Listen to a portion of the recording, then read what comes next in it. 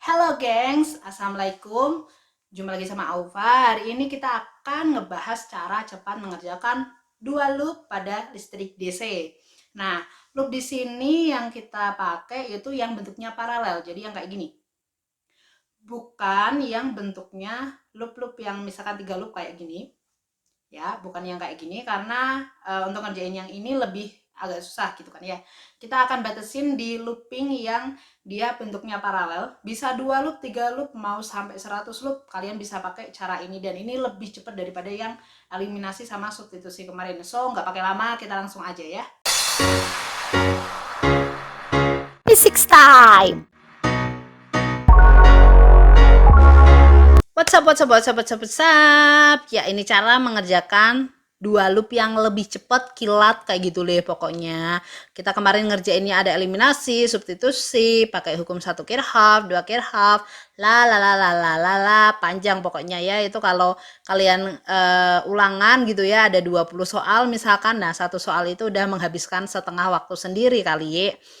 Itu kalau langsung bener, kalau misalkan substitusi kalian salah gitu ya di tengah jalan, ternyata hasil akhirnya pasti juga akan salah. So, apakah ada cara yang lebih simple guys? Yap, tentu saja ada ya. Apa sih yang nggak bisa dicari jalannya seperti itu?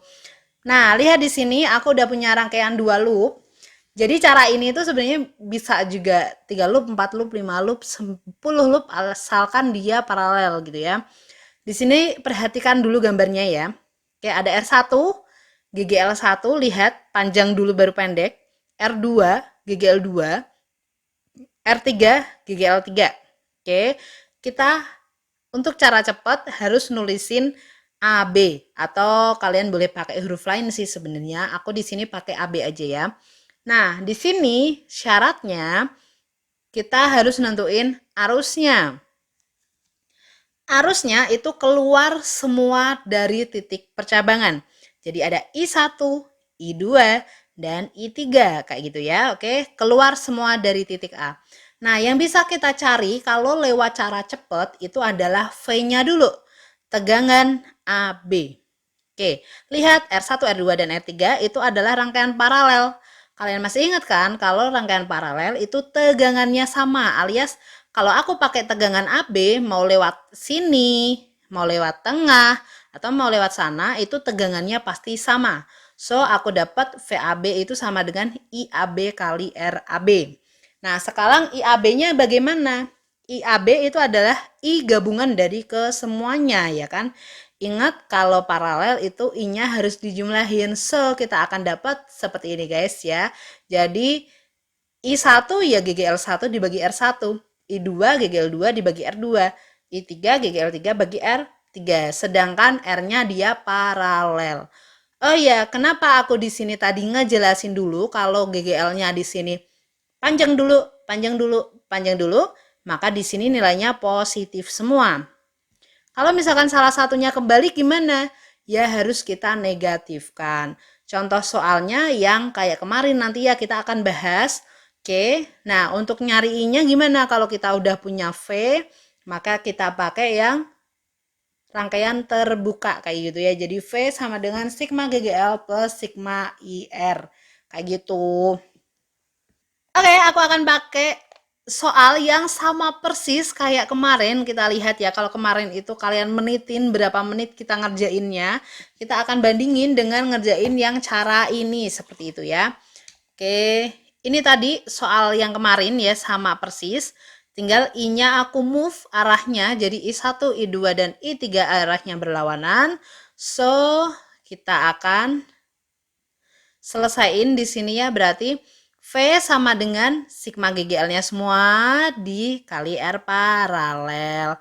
Nah, kita lihat di sini R paralelnya berapa? Kita akan ngitung R paralelnya dulu, guys. Karena paralel berarti di seper aja ya, seper 12 tambah seper 8 tambah seper 6. Nah, gimana kalau misalkan ada hambatan dalam? Kalau ada hambatan dalam ya R-nya dijumlahkan saja dengan R yang di bagiannya. Misalkan nih, GGL1 ada hambatan dalam, berarti 12 ditambah R kecilnya itu. Atau misalkan di sini juga ada, nah tinggal jumlahin aja, seperti itu ya. Oke, kita hitung dulu, seper 12, berarti ini penyebutnya 12 gitu ya. 1 tambah 2 tambah 2 itu 5. So, kita dapat 5/12 alias R paralelnya adalah 12 per 5. Oke. So, kita dapetin VAB-nya minus 16. Kenapa minus? I1 set nubruk yang kecil ya, yang negatif. Sehingga dia hasilnya negatif. Yang kedua, set panjang cuy, berarti dia positif. Sedangkan yang ketiga itu nabrak negatif juga, berarti dia negatif. So, kita tinggal hitung gitu ya. 6-nya kita samakan penyebut, sama. Min 16 tambah 16, 0. Min 20 juga hasilnya segitu gitu ya. 12-nya kita coret, jadi hilang. Min 12 per 5 alias 4 volt. Oke, kita keep V-nya itu 4 volt. Nah, sekarang kita mau nyari I. Karena yang ditanyakan itu I ya. Sehingga kita dapetin sigma GGL plus sigma IR itu sama dengan V ya. Jadi ini kan rangkaiannya terbuka. Untuk I1 berarti kita lewat 1 gitu ya. Berarti sigma GGL-nya tadi minus GGL1 plus I1 kali R1.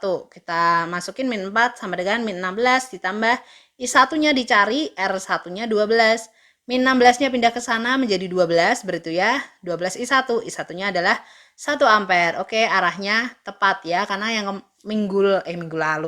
Yang pertemuan sebelumnya itu kan dia negatif. Oke, kita lanjut R2. Berarti sama lah ya pokoknya. Tinggal ditulis aja 2222 gitu kok. Ya, min 4 sama dengan 8 plus I2 kali 6. 8 pindah ke sana jadi min 12 sama dengan 6 I2.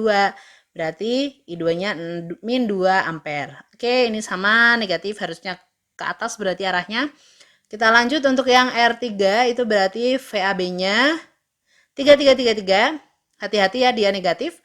So, min 4 sama dengan min 10 plus pindah ke sana ya.